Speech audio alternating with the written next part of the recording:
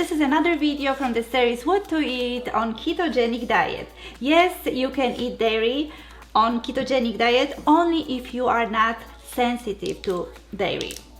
Unfortunately, majority people have problem with digesting dairy because of they are sensitive to lactose or to casein.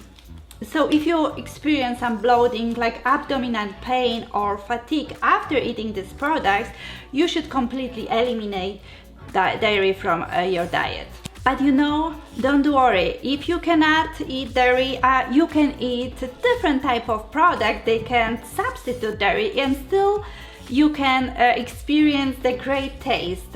For example, we can use coconut cream or milk, like this one. If you want me to record video about substitute for dairy, I will be happy to do it for you. Just let me know in the comments. There is one thing I want you to remember. If you want to eat dairy, I want you to choose the one that has full fat and also it is organic, because quality matters as well. Options are unlimited. For example, you can eat cream cheese. There's so many recipes where you can use this cheese. I love cheesecakes. We can use this to our soups. We can eat butter. I love this one, has a great flavor. Heavy cream. I already put my cream in this device. I love this canister. We are using at home all the time, like to top our coffee or like for some desserts. So this is amazing and has only like 2 ingredients. I put it heavy cream and little bit of powder keto sweetener.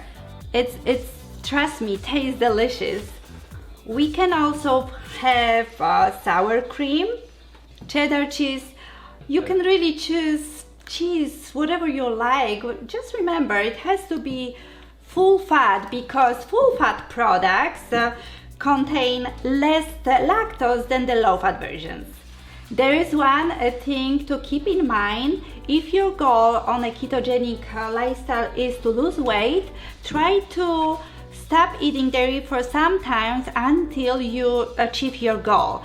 Because when we eat dairy, we always overeat, and it's also a lot of calorie and very high fat content. So just, after sometimes obviously you can introduce again once you achieve your goals. So if you have any question regarding dairy, please comment below the video, or if you have any thoughts about it, just let us know and I will be happy to help you and answer all of your questions. So this is pretty much it for this video. Thank you so much for watching. Please remember to subscribe to my channel and I will see you in the next one.